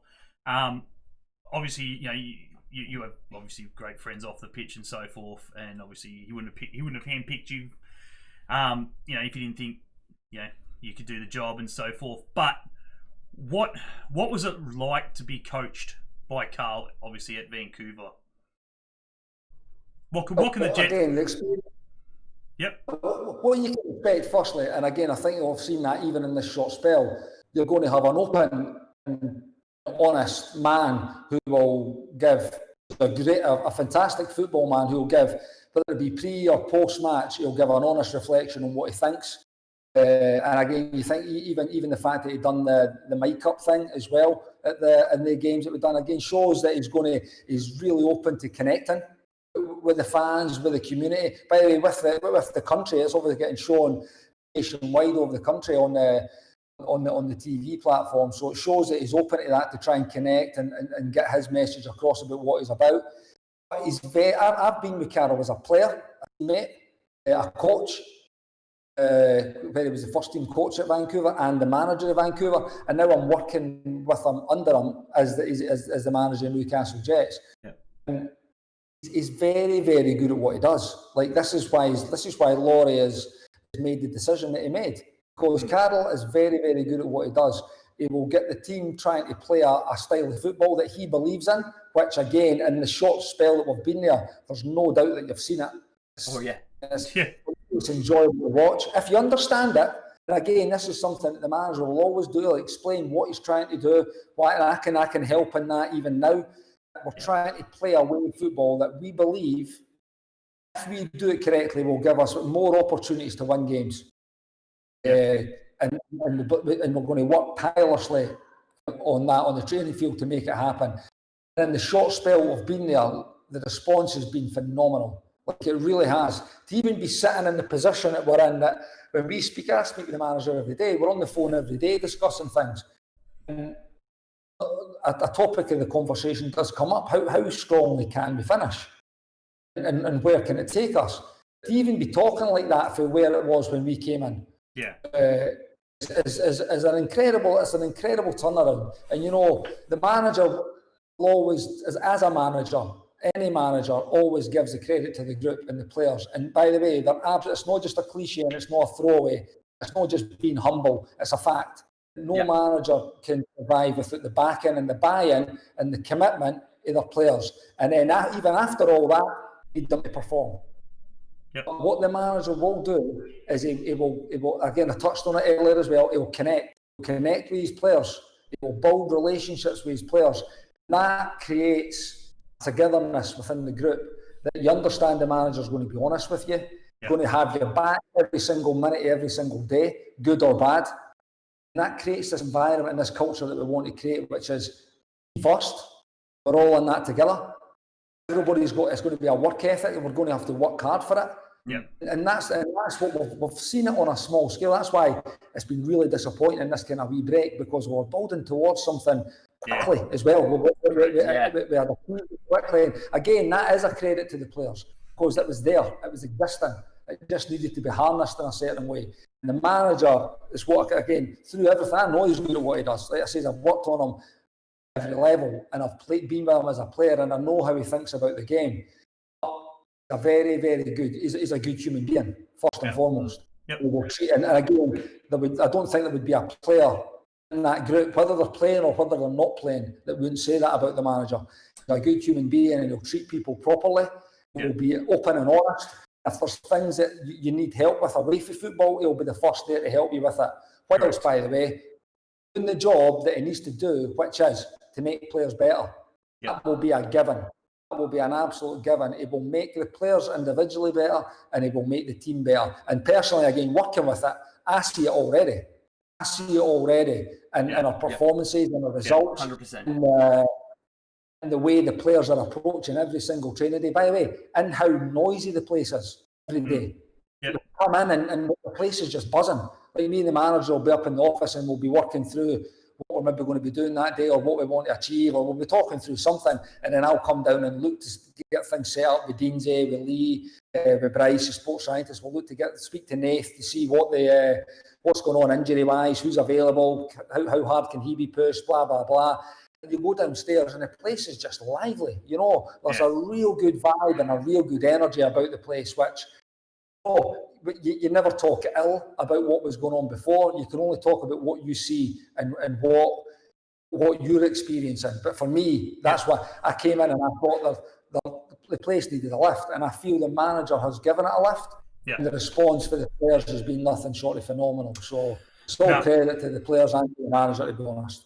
And as fans as well, we noticed it pretty well early that things had changed and things were going in a positive direction. Yeah, and if you guys haven't had a chance to see the interview we done with Carl about a month ago, be sure to go check it out, because it was an absolute great interview, no different to this one.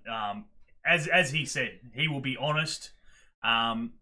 He will be open. He will be open. He will welcome anything, any criticism or any dramas at the club.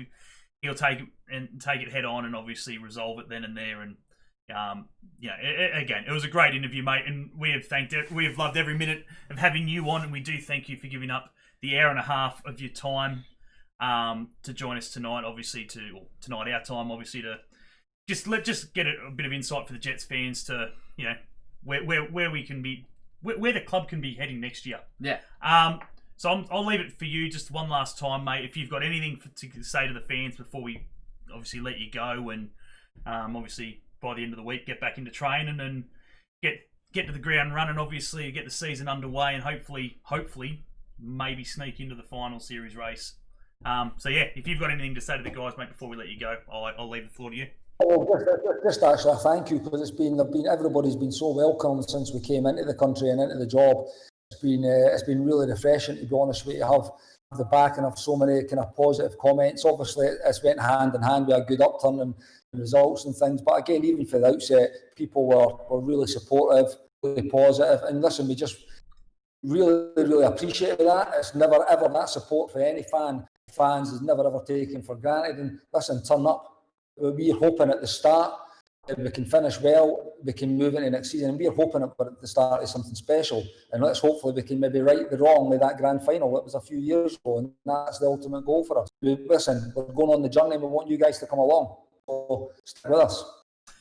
Absolutely. Couldn't have said it any better. Jump on. We will be there for the long haul. And that's it. That's it. As I said, get onto your memberships. Make sure he's re-signed, obviously, for next year with your season memberships back. Obviously, we will be able to go to games, support the boys, whether it's a win or a loss. Let's just, let's get behind the boys, because it's something that's been obviously lacking in past seasons, where obviously when we start going that downward slalom, obviously the fans do sort of fall off, unfortunately. So let's just, as I said, we've heard it obviously from the coaching staff, the CEOs, people around the club. Obviously, we had Joel on earlier.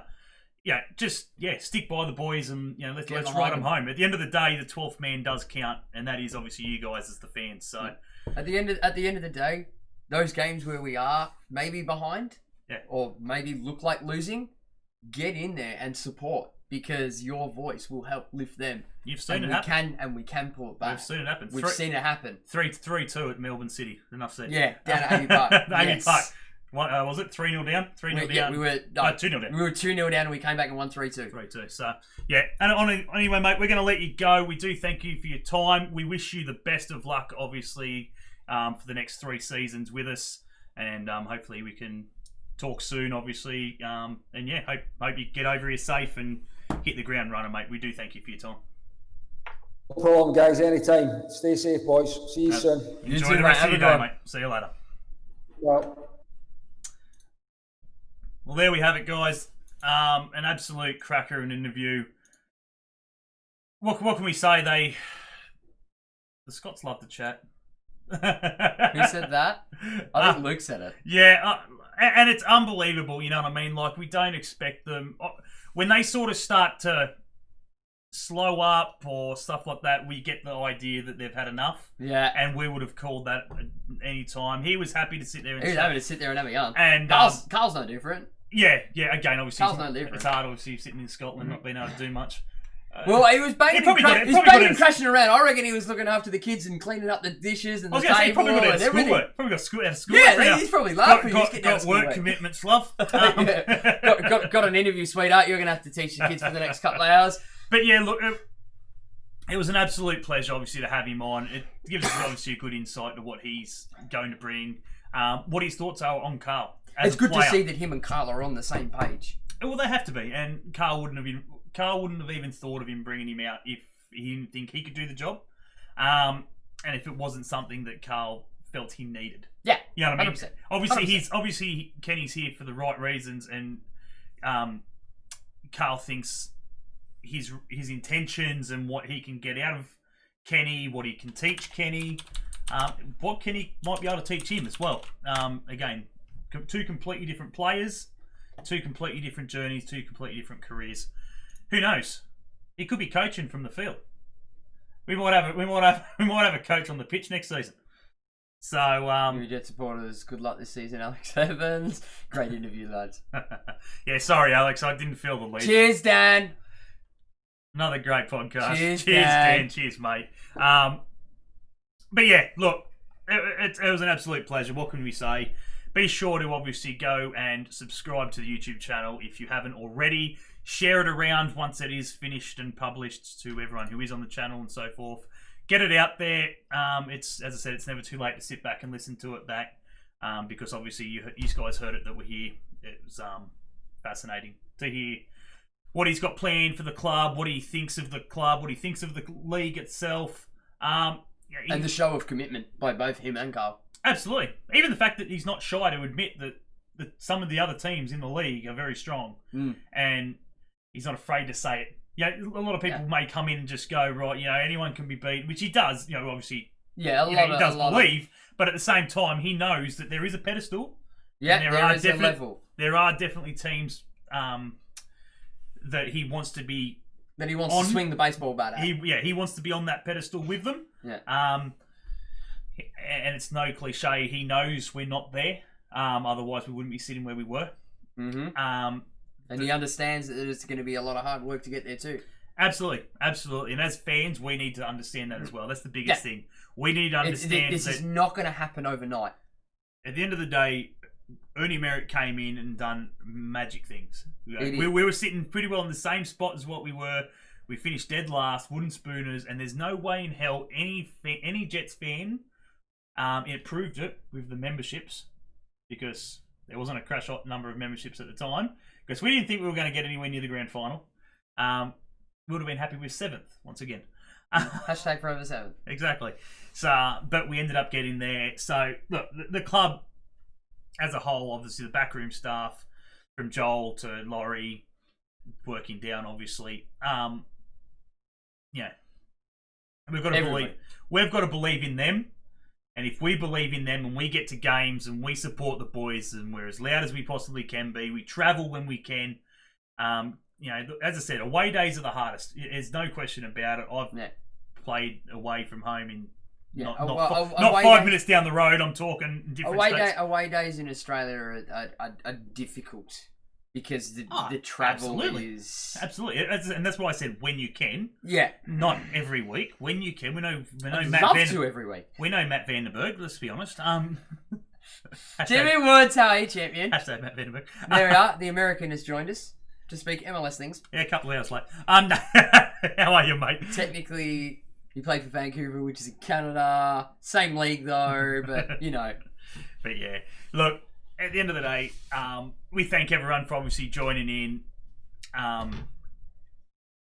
Look, it's great. It's great that we've got an opportunity to speak to the likes of obviously Kenny and Carl and Laurie and Joel and so forth. So I do thank obviously Carl and Laurie for teeing this one up with us and getting on to Kenny and getting Kenny in contact with us obviously to tee it up, because since pretty much when he was announced, I do have a soft spot for Derby, and it was a shit season, as Dan obviously has now come back.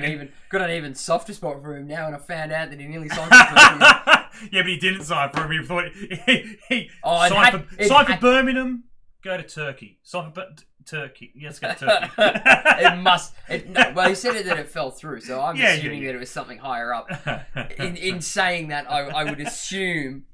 Well, it's probably the high likelihood that it would have been McLeish that was chasing. Wouldn't have got out of friggin' England quick enough. It would have been McLeish that was chasing. It would have been McLeish that was chasing him. 100%. Because McLeish would have had him in the Scottish national side prior to coming to Birmingham. Yeah, absolutely. New York versus LA. Absolutely. New York versus LA. Huge away day. Yeah, obviously helping there. Thanks everyone. Who are you, Timmy? Timmy's DC United. Yeah. Thanks everyone obviously on Facebook for jumping in. Jose's here, Andy, Alex, Jason, Graham. Who else we got? Lockie was in there. Jason Tan, John Brown, Alex. What do we got? Blake, Lockie. Obviously, thanks to Lockie. King. Branko. Branko was in as well. Thanks, Branko. Sarah. My sister. Your Jason Coles, Dale, obviously father-in-law, mother, everyone else. I could go on. So again, it worked. Everyone was excited. Everyone was keen to obviously come in and hear what he had to say and what his thoughts are obviously on the Jets. And what his ambitions are. So we're going to leave it at that. We are going to move on one last time. Obviously, I can't stress enough. Get your entries in. We want this. We want to give We it want away. it drawn ASAP. We want to give it away. Yeah, we want to give it away ASAP. It's the only reason we haven't given it away is purely because we haven't had the interaction as what we thought we may have had by now. So if you haven't already, guys, obviously in the chat, Chris, Luke, everybody, Timmy Woods, jump in there, mate. Put your name in the running. Put your name in the running, Timmy Woods. If you do manage to win it, I'll get Lockie to send it to me, and I'll send it overseas to you. Yeah, we'll sort it out, mate. As I said, tag your friends. Tim Woods, just put your name in. It's fine. I'm not sending it to another one of your mates. I'll send it to you. But for everyone else, yeah, as I said, guys, get all your entries in. Get as many people in as you possibly can. It's muchly appreciated. And we want to give it away. As I said, $200 pair of Mako sunglasses. I've got 2 pairs myself. So, yeah, Luke, if I put them on, I probably still could see better than I can without it. Just to answer your question, as I know you do like to give me shit in regards to it. But, yeah, we want to give it away. I'd say, what are we at now? I'd say by the end of the month. Yeah, we'll do it by the end of the month. I reckon the last podcast of the month is where we'll draw the line. So it gives you about 2 weeks thereabouts to get into that. Is that muted? Yeah, it is. Yeah, other than that, guys, it's very simple. Thanks to, obviously, in regards to the bloody Mako sunglasses, thanks to Gabriel Ma Optometry Jesmond.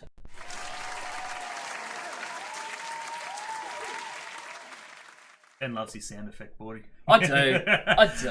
Be sure to go down and check those guys out at Jesmond. Lockie, absolute great friend of mine, and I do thank him and his father for jumping on board. It's muchly appreciated. For any eye care needs, whether it be for your children, yourself, obviously, tell your friends and everything else to get down there.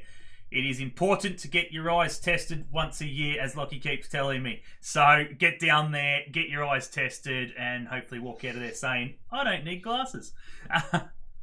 Play the new one, Benno. Oh, for God's sake. Luke, seriously? He's good. There we go. There you go, mate. Just because. But yeah, what do we got? You need a sound emote of smashing the old mate from Wild Thornberries. I can probably do it live. I was better Smashing. Oh, there you go. So yeah, thanks to everyone. Jose, how do we enter? Very simple. As I just said, jump onto the Facebook page, Crossbar Capers.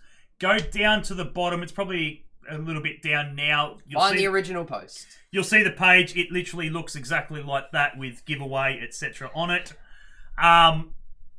And obviously tag your friends. Tag away. It's that simple. Tag to your mates. Like the Facebook page. Subscribe to the YouTube channel. To the YouTube channel. Go over and give Gabriel Ma Optometrist a like their Facebook page as well. It's gratefully appreciative. And it's that simple. We'll draw out a name, and if you're the winner, sweet as. If you're out of state, obviously we'll post them to you. If you're in Newcastle, we will obviously ask you to go in and pick them up, unless you're obviously more than X kilometres away. More so just obviously, show your face and obviously have it. Lockie loves to chat and he loves the yarn. Any time for him to spend 5 minutes from what his actual job is meant to be, he'll gratefully take. So that's pretty much what it is. He loves at work. Absolutely. Pro clubs at work. So, yeah, as I said, guys, we do appreciate everything you guys have done. We do thank you for jumping on short notice. As I said, it was pretty much a rush deal. We got an email on Sunday pretty well. And said, Saturday, you were here for my daughter's birthday. Saturday, that's right. Saturday Arvo, and it was like, yep, cool, no worries. When do you want to do it? I'm like, oh, crap. Shit. Other than that... Shut up, Luke. Other than that, the only thing I do want to say is our next interview. At this point, I will be confirming tomorrow morning. So, but at this point, so tomorrow morning I will post if it is 100% confirmed. But we will have, at this stage, Riley Dodson, former Newcastle Jet, current Melbourne City, unemployed, I suppose, in the W League because they've only got 4-month contracts. which is an absolute joke. Another story, another topic, which we won't go into because it's right now, but little bit, still a little bit raw. Current Melbourne City, obviously Matilda, etc. To get her thoughts, obviously, on the women's game and everything else. As I said, we're under a week now where we should find out that the Matildas will be hosting the 2023 Women's World Cup. Obviously, with us and New Zealand, which gives us plenty of time to organise tours and flights and accommodation to get around to all the Matildas games to support the girls. So, yeah, we do thank you guys. Hopefully, I can make it on time. What's the time difference? What's the time over there now? He's DC. It'd be early in the morning. It'd have to be early. Yeah, it'd have to be early. He's early in the morning. He'll be getting up for work. Yeah, it would be. It'd have to be really early. Because getting up for Vancouver now, it'd be like 6 a.m., 5 a.m. Because I was going to hit Carl up and see friggin' if you wanted to sit in bed, obviously. And I knew it was going to be early. He wasn't going to get like, send him the link. Send him the link. Just email him the link. Here you go. I have. So yeah, we'll find out what the thing is. But yeah. I'll speak to Timmy anyway. Anyway, all good guys. Muchly appreciated. We will let you go and enjoy the rest of your Tuesday night. We will see you on Thursday at this stage. They shared it on their Instagram story. Newy Jets News Fanage. Thank you. Thank you for sharing on the gram. Thank you very much. We're both too old for Instagram. Yeah, exactly right. So yeah, I'll post up tomorrow. Once it is posted and confirmed, share the hell out of it for us. It is muchly appreciated. The more people in here, the better.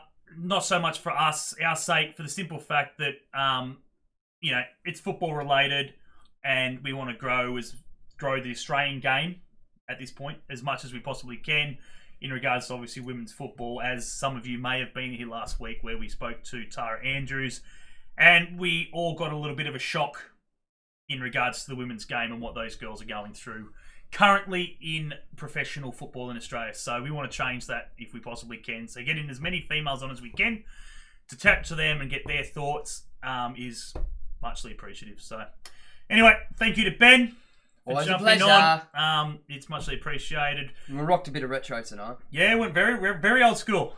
It's cold, Danny. It's a great kit, isn't it? It's the only long sleeve Jet shirt I own. It's about the only long sleeve Jet and it generally shirt gets worn like under my shirt when I go to games. It's literally probably one of about 3, I think, that are actually long sleeve. Well, I have 2 of these ones. The missus has got one too. There you go. What have we got? Luke Sports work. Great work, Great work. Good. Cheers, Scotty boy. Love it, well done, guys. To answer somebody's question who said in here, what would Kenny Miller rate this interview out of 10? I think it might have been Dan who said it. I think it might have been Dan that said it. I think so, yeah. Luke came up with the best answer. Ben gets 5. Josh gets 5. Therefore, you get 10. There 10 you out go. of 10. Magic. Love it, Benno. Pass leading up to the announcement of the Women's World Cup. It depends. Yeah, look, at the end of the day, again, I'm hoping to get more females on. It's hard. Everyone's in hibernation, especially as some of you may have heard already in regards to the women's football when we had Tara on. They're only contracted 4 months of the year. So other than that, they're working flat out 5 days a week. They're sorting out, obviously getting back into NPL scenarios and stuff like that. Yeah. So they're pretty flat out and they're pretty busy, and we thank them for any chance we can get to get them on. As I said, we'll speak to... I'm in contact still with Tara on the occasion and so forth. We'll try and see if she might know somebody when we speak to Raleigh. Well, as I said, at the end of the day, we speak to them and then we do some probing. We do some probing, see if we might be able to find another one. But yeah, as I said, if it may not be beforehand, we might do something afterwards once it's announced. Hopefully that we've got it with New Zealand and then get a female on and go from there. Matilda would be fantastic. And Emily Van Egmond in that situation would be fantastic. A current Matilda would be fantastic. Emily Van Egmond will be impossible for Bertney to get, as I believe she's back over in America. So. Oh, really? On the move? Yeah. So she's back over the American club she's at now. That's only in regards to obviously checking out the Newcastle Jetstream's interview with Gary Van Egmond, where he stated that Emily Van Egmond was just waiting on clearance from America to allow her in and to work out her work visa and shit. Oh, yeah. So, is she at the club that she was at previous? Yeah, I believe so. Where was she? Was she Portland? No. No, I don't think she was. Orlando Pride. Yeah, there you go. Yeah, because she's still technically contracted to Orlando Correct. Pride. She's out here online. So all she was waiting for was clearance to get back over there, and she was going. So I would dare say by now they're getting close to starting back. She would be gone. So, but anyone else, as I said, we are trying. We are trying. If you guys know anyone, probe them, get into them, into their ear. Don't harass them, for God's sake. You don't harass them. Please. Don't harass them. Just ask them nicely. We don't bash anyone to come on. It's totally up to them. At the end of the day, if we have to fly solo, I want that one. Don't say it. I want that one. Yeah, if we fly solo, it's more than capable. We probably will start doing a couple solos at the moment now that we're leading in. Obviously, we'll hopefully be able to keep in touch with Kenny and so forth, and just get a bit of insight in regards to obviously what they're doing and how they're travelling and injuries or whatever. Thanks to obviously Laurie and Co for giving us a little bit of insight into that when they possibly let us know themselves. She's on loan too. So other than that, we're going to let it go. Thank you to everybody. It is muchly appreciated. I think it's probably one of the best turnouts we've had in a 100%. long while. For that, we are gratefully appreciative. Make sure you go check out Benno, obviously, on the other channel, Corner Flag Games. Tomorrow night, he'll be on. What are we at? Tomorrow's Wednesday. Thursday night, we'll most likely be doing another interview. Friday, GDA sesh, most likely. Tomorrow will be Lads Custom Career Mode. There you go. Lads tomorrow, and most likely GTA on Friday. Bit of FIFA as well, obviously, on Sunday. Then roll into a bit of GTA, most likely as well. Other than that, I don't do those sort of things. I'm on Pro Clubs with Lockie and so forth. So if you've got a PlayStation and Benno and so forth, if you've got a PlayStation and you're keen to play Pro Clubs, more than welcome. Against them. Hey? We're probably already playing against them. Probably. There's not that many people in Australia that play Pro Clubs. Exactly right. So we've probably played against you and smashed you because we're pretty good. We're not there. It's been a while since we touched Pro Clubs. Mate, it's worth jumping on. It's good for a laugh. It's worth jumping on and just watching abuse. It's great. Friggin', you watch the AI ball friggin' go nowhere and them kick the ball randomly when you're sitting 3 inches from them. I've got to do that during the. Yeah. I gotta do that, Luke. During that's a job for me tomorrow. 100 messages. Yeah, then you got 100 messages through Restream, which is not well bad. That chat. means you've had 100 messages on the just in your case on the YouTube side. Absolutely. Anyway, guys, we're going to leave it there. Benjamin needs to go to sleep because otherwise he'll forget. We'll lose an N or anything like that to his name, and then he'll be just bamming. If you're gonna make that joke, Aiden, spell Benjamin right. I was going to say, how many N's you want? Just in case you forget one. It's making it worse. Yeah, but he's thinking ahead. If you miss one, it's okay because you got extras. He's giving you lives. Extra lives. Oh, God. Anyway. Just joking. Anyway, right. We're going to go. Thank you guys very much for tuning in. If you haven't already, go subscribe. Go subscribe. Tick the notification bell. Like the Facebook page. Jump over. Give Ben a subscribe, obviously, as well. Go like his Facebook page. And jump onto his streams throughout the week. Jump onto Twitter. We've got Twitter. We've got Twitch. You've got Discord, obviously, as well. Jump in the Discord. It is. It always is. It always is. He's going for a record every week. It is. I like to impress him. But I don't like to. I just don't like to leave his hanging. I like to. If he's here to chat, I'm here to chat. Yeah, they start chatting and then we respond. And then we're doing the right thing. I could just sit there and watch 40 messages come through and go, see ya. I'm just giving you the platform. I'm happy to go whenever. Like, within maybe 5 minutes. Yeah, I was about to say your wife will be ringing you soon. No, she'll be asleep by now. But in saying that, I've got to be at work by about 4 a.m. So, but yeah, anyway, thank you, everyone. What's it? What? 2 hours and 6 minutes, 10 of those don't count. I was going to say, well, yeah, we're coming out. 10 of those don't count. Yeah. Anyway, guys, we're going to leave it there. I hope you guys enjoyed it. We'll see you at the next one. Muchly appreciated. And until next time, we hate. He's gone. Coast scum. Coast scum. Coast scum. Thank you very much, guys. We'll see you in the next one. I can't hit that button now. Just like that. He's gone.